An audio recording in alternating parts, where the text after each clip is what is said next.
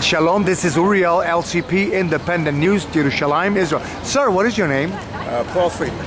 Paul Friedman. Mr. Friedman, what do you think about Abu Mazen and his so-called trying to negotiate more land for peace? Somebody just sent me a translation of the doctoral thesis that Abu Mazen did in Moscow many years ago. And if you read it, it's not really Holocaust denial per se.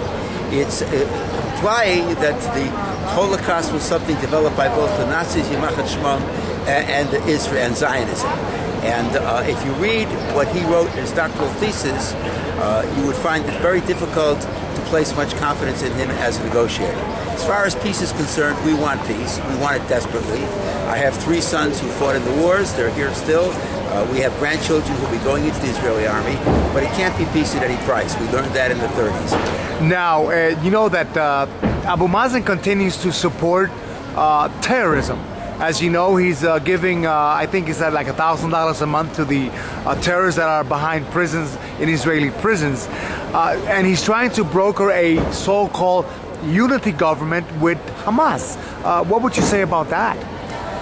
Look, I don't know enough to comment on the facts that you mentioned, and I don't want to say whether they're correct or not.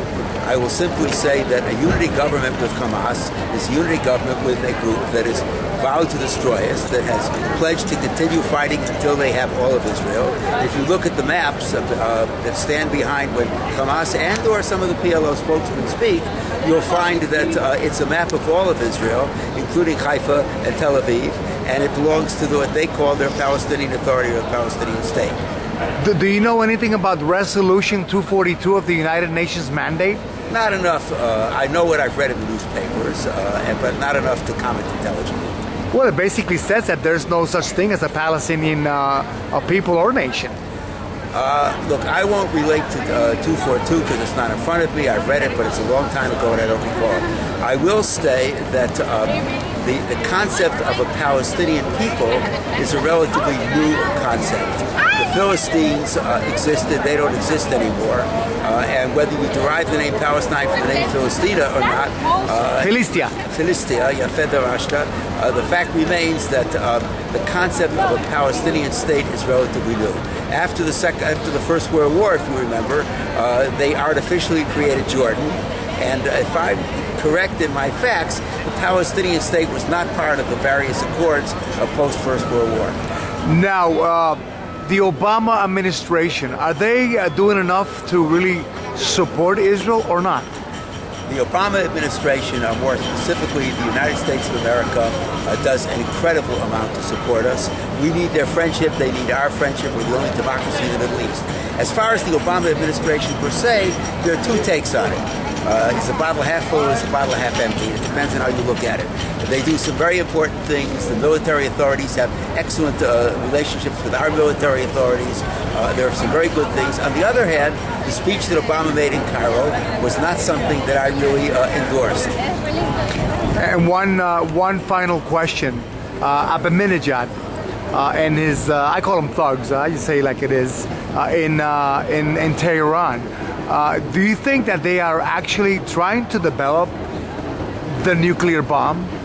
First, I believe that there are many in that administration that very much want to develop the nuclear bomb. Secondly, if we didn't learn from the 30s, we should.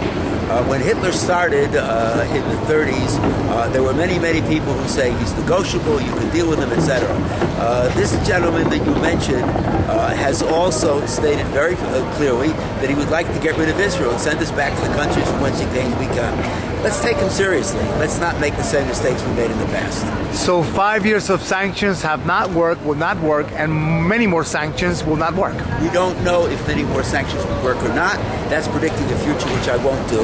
At the moment, they certainly haven't worked because we have not stopped them from enriching to 20% and maybe even more.